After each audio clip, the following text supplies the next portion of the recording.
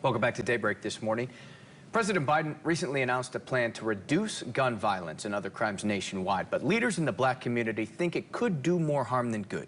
Dana White talked with NAACP leaders in Grand Rapids about solutions they believe would be better. Dana. Teresa and Casey, leaders with the Grand Rapids NAACP are worried that President Biden's plan will make police interactions with people of color worse and not better. That's why they want to make their voices heard.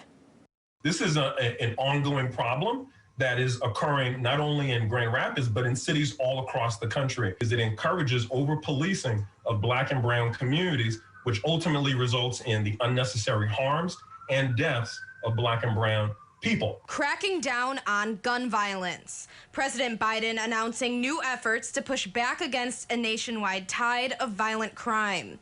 But leaders with the Grand Rapids NAACP believe the plan can be harmful.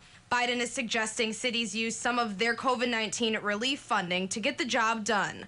Carlton Mayers, the group's policing reform advisor, says that the community should be involved in the decision before money is allocated. And so we are very much so not in support of just arbitrarily giving money to law enforcement and not to community resources to deal with gun violence and violent crimes. And they could use the money not only to hire more police officers, but also to purchase and use technology and other equipment. So we're very concerned about that. Last year, leaders with the city of Grand Rapids debated using shot spotter technology in high crime neighborhoods.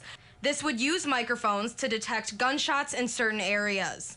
The plan hasn't been approved, but Gail Harvey, the NAACP's executive officer of external relations, worries this would target black and brown communities before crimes even take place. How is that going to help? How is it going to continue to protect the black and brown people in those communities that it services? Because to the high end, those are the communities that it will be in.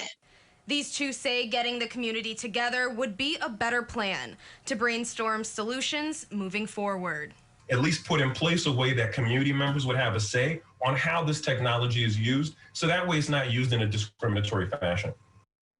These two say they've already been in touch with city officials and the police department, hoping to move forward in a positive direction for everyone. Live in studio this morning, Dana White, News 8.